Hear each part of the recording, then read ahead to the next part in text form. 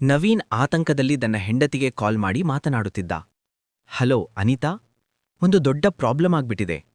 ಒಂದು ಪ್ರಾಬ್ಲಮ್ ಅಂತೆ ಯಾಕೆ, ಒಂದಾದ್ಮೇಲೆ ಇನ್ನೊಂದು ಅಂತ ಹೇಳಿ ರೇಗಾಡುತ್ತಾ ಇವಾಗ ಏನ್ ಮಾಡ್ತೀಯಲ್ಲವನ್ ಎಂದು ಅನಿತಾ ಕೇಳುತ್ತಾಳೆ. ಮಾವನ್ ಜೊತೆಗೆ ಒಂದು ಬಂಗಾರದ ಅಂಗಡಿಗೆ ಬಂದಿದ್ದೆ. ಆವಾಗ ಕೈಜಾರಿ ಬಂದು ಗೋಲ್ಡ್ ನೆಕ್ಲೆಸ್ ಕೆಳಗಡೆ ಬಿದ್ದು ಹೋಯಿತು. ಬಿದ್ದರವಸ್ತಿ ಅದು ಮುರಿದು ಹೋಗಿದೆ. ಇವಾಗ ಅದಕ್ಕೆ 5 ಲಕ್ಷ ಕೇಳ್ತಾರೆ. ನವೀನ್ ಹೆಂಡತಿಗೆ ಹೇಳುತ್ತಾನೆ, ಥೂ ನಿನ್ನ, ಮಾಡೋಕೆ ಬೇರೆ ಕೆಲಸ ಇಲ್ಲ ಅಂದ್ರೆ ಮನೆಯಲ್ಲಿ ತಿನ್ಕೊಂಡ್ ಬಿದ್ದಿರ್ಬೋದು ಸುಮ್ನೆ. ತಮಾಷೆನಾ, ಯಾಕೆ ಕ್ರಿಯೇಟ್ ಮಾಡಿ ನನ್ನ ತಲೆ ತಿಂತೀಯಾ ಎಂದು ಹೇಳುತ್ತಾಳೆ. ಇವಾಗ ನಾನು 5 ಲಕ್ಷ ರೂಪಾಯಿ ಎಲ್ಲಿದ್ದ ತರಲಿ ಎಂದು ಕೋಪದಿಂದ ಹೇಳುತ್ತಾಳೆ. ನವೀನ್ಗೆ ಆಡೋಕೆ ಸಾಧ್ಯವಾಗಲಿಲ್ಲ. ಅನಿತಾ ಒಂದೇ ಮಾತಲ್ಲಿ, ತಪ್ಪು ಮಾಡುವುದು ಹೇಗೆ ಆದರೆ ಸರಿಪಡಿಸುವುದು ಎಷ್ಟು ಕಷ್ಟ ಅಂತ ನಿನಗೂ ಗೊತ್ತಾಗಲಿ ಸ್ವಾರಿ ನವೀನ್ ಎಂದು ಕಾಲ್ ಕಟ್ ಮಾಡುತ್ತಾಳೆ.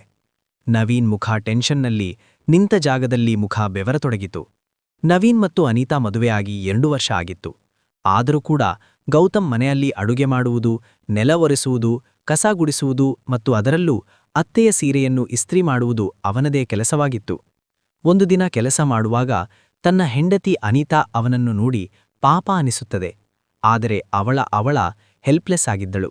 ಯಾಕೆಂದರೆ ಮನೆಯ ಖರ್ಚು ಹೆಚ್ಚು ಅವಳದೇ ಆಗಿತ್ತು.